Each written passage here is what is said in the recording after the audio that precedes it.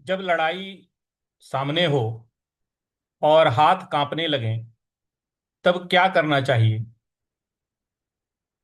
मैं धर्म दर्शन कक्षा से अश्विनी मिश्र, और आज हम गीता साधना में समझेंगे भगवत गीता के दूसरे अध्याय सांख्य योग का पहला श्लोक।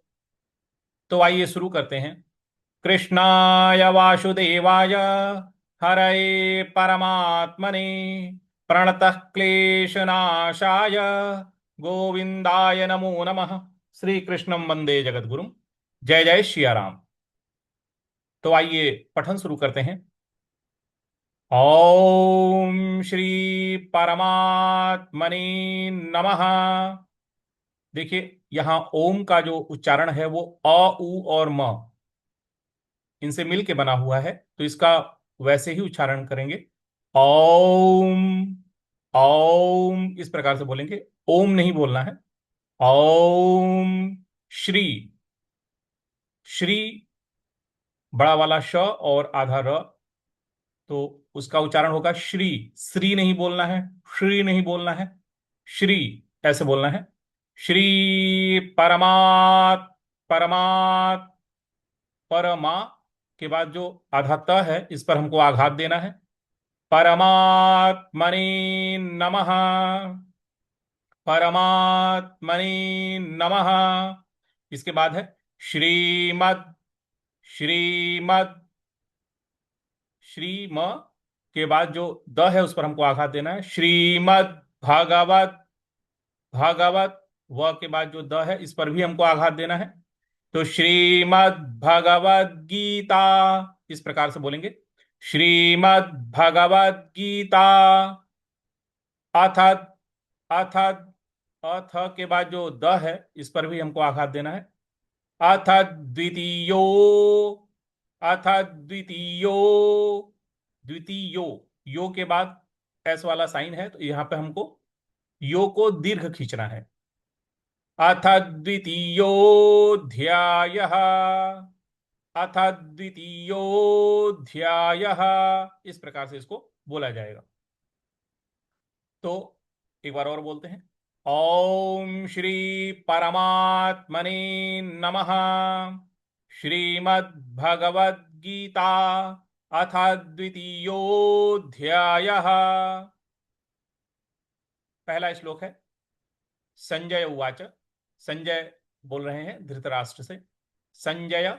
संजय, देखिए स के बाद जो इया का उच्चारण ले आना है। संजय। संजय स होगा और उसके बाद इया का उच्चारण होगा ज और फिर य।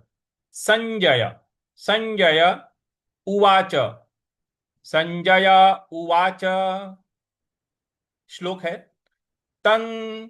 त के बाद जो अनुस्वार है त के ऊपर, उसका उच्चारण हमें न ले आना है क्योंकि उसके आगे त है। तन तथा कृपयाविष्टम। तन तथा कृपयाविष्टम। कृपया। देखिए क्री क के नीचे जो री लगा हुआ है यहाँ, ये कहीं पे री बोला जाता है, कहीं रू बोला जाता है। तो कृपया भी बोल सकते हैं, कृपया भी बोल सकते हैं, दोनों ही सही है। गलत कोई भी नहीं है, ये भाषा की विविधता की वजह से इस प्रकार का उच्चारण होता है। तो तन तथा कृपया विष्टम। विष्टम वी के बाद व पर छोटी की मात्रा है और उसके बाद जो षटकोण वाला स है उस पर हमको आघात देना है। तो कृपया विष्टम। विष्टम म। विष्टम और इसके साथ में अश्रु। अश्रु का जो अ है, ये दोनों आपस में मिलकर के म पूरा बन गया है। हालांकि ये म के नीचे हलंत है और अ है, तो अश्रु और आधा म, तो ये मिला करके पूरा म बन गया है। तो कृपयाविष्टमश्रु इस प्रकार से बन रहा है। कृपयाविष्टमश्रु। ठीक है। तो अश्रु पूर्णा। अश्रु पूर्णा। पूर्णा। कुलेक्षणम। कुलेक्षणम। ले के बाद जो कुले के ले के बाद जो छ क्षत्रिय वाला है उस पर हमको थोड़ा सा आघात देना है। तो कुलेक्षणम। कुलेक्षणम। म के नीचे जो हलंत है इसकी वजह से इसको हमको पूरा नहीं बोलना है। कुलेक्षणम इस प्रकार से बोलेंगे। तो पूरी पंक्ति क्या बन रही है? तन तथा कृपयाविष्टमश्रुपूर्णा कुलेक्षणम्। तन तथा कृपयाविष्टमश्रुपूर्णा कुलेक्षणम्। इस प्रकार से इसको बोला जाएगा। अगला पद है विषीदंतमिदौ।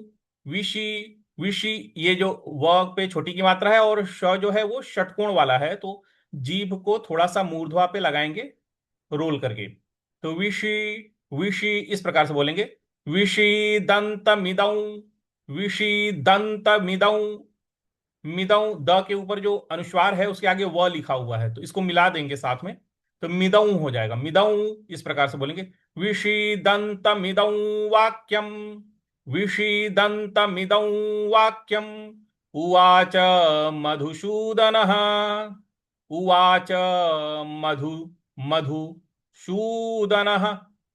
म ध, ध के नीचे छोटे ऊ की मात्रा है, स पर बड़े ऊ की मात्रा है, और द न ह के न के बाद जो विसर्ग है उसके आगे कुछ नहीं लिखा हुआ है, इसलिए उसका उच्चारण हमें ह ले आना है। तो पूरी पंक्ति क्या बन रही है? विषीदंतमिदं वाक्यम। उवाच मधुसूदन। विषीदंतमिदं वाक्यम। उवाच मधुसूदन। इस प्रकार से इसको बोला जाएगा। इसका व्याकरण जरूर नोट कर लीजिएगा और कम से कम 5 बार इसका अभ्यास अवश्य कीजिएगा, जिससे कि यह श्लोक कंठस्थ होता जाए। ठीक है, तो आइए एक बार संपूर्ण उच्चारण एक साथ करते हैं सभी लोग मिलकर के। ओम श्री परमात्मने नमः।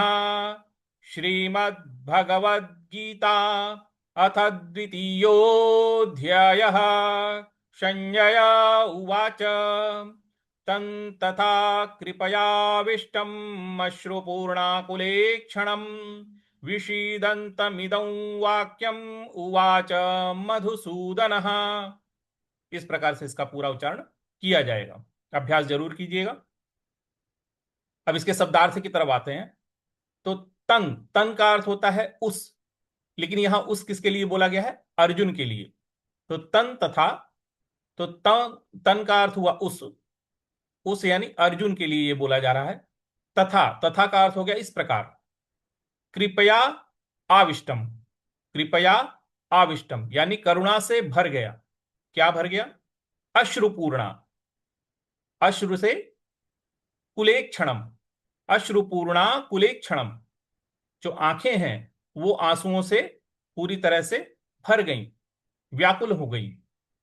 विषीदंत, विषीदंत का अर्थ होता है शोक करते हुए। विषीदंत, शोक करते हुए। इदम वाक्यम, ये वचन। इदम यानी ये, वाक्यम यानी वचन, ये वचन। उवाच, उवाच का अर्थ होता है कहा। मधुसूदन, श्री कृष्ण।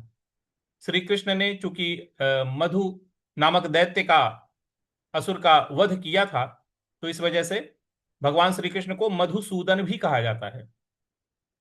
तो मधुसूदन भगवान श्री कृष्ण को कहा गया है यहां पे।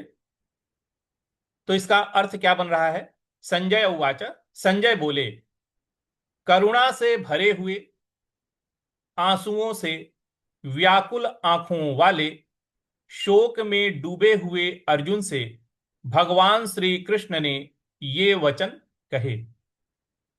देखिए, भगवत गीता का प्रारंभ ही इसी श्लोक से है। यहां गीता का वास्तविक प्रारंभ है। अर्जुन टूटा हुआ है, हथियार डाल दिए हैं, भावनाओं ने उसे पूरी तरह से जकड़ लिया है, और उसी क्षण भगवान अब बोलने वाले हैं। यानी जब मन पूरी तरह हार मान लेता है, तभी सच्चा ज्ञान प्रवेश करता है। सोचिए इस दृश्य को। एक महान योद्धा, जिसने कभी युद्ध से जो कभी डरा ही नहीं, आज अपने ही लोगों को सामने देख करके कांप रहा है। कोई उसका मामा है, कोई उसका चाचा है, कोई उसका भाई है, कोई इसके गुरु हैं। ऐसे लोगों को सामने देख करके कांप रहा है। आंखों में आंसू हैं, विषाद में डूबा हुआ है, हृदय में करुणा है, और मन में गहरा भ्रम भरा हुआ है, भ्रमित है। और तभी श्री कृष्ण मुस्कुराते हुए अर्जुन को देखते हैं, क्योंकि वो जानते हैं कि ये कमजोरी नहीं है, ये जागृति का पहला कदम है। इस श्लोक के पीछे की जड़ अर्जुन का मोह है, रिश्तों में उलझा हुआ धर्म है, किंग कर्तव्य विमूढ़। क्या धर्म है, क्या अधर्म है, कर्तव्य और भावना का संघर्ष चल रहा है अर्जुन के भीतर। अर्जुन ने युद्ध से मुंह मोड़ लिया है, हथियार डाल दिए हैं, और उसने कहा कि मैं नहीं लड़ूंगा। और तभी भगवान को हस्तक्षेप करना पड़ा है यहां पे। यानी जब इंसान खुद निर्णय नहीं ले पाता, तब दिव्य मार्गदर्शन की शुरुआत होती है। इस श्लोक से हमें यही पता चल रहा है कि जब हम निर्णय नहीं ले पाते हैं, तो परमात्मा का जो दिव्य ज्ञान है वो हमारे अंदर जो है प्रकाशित होता है। जीवन में सबसे बड़ा भ्रम क्या है?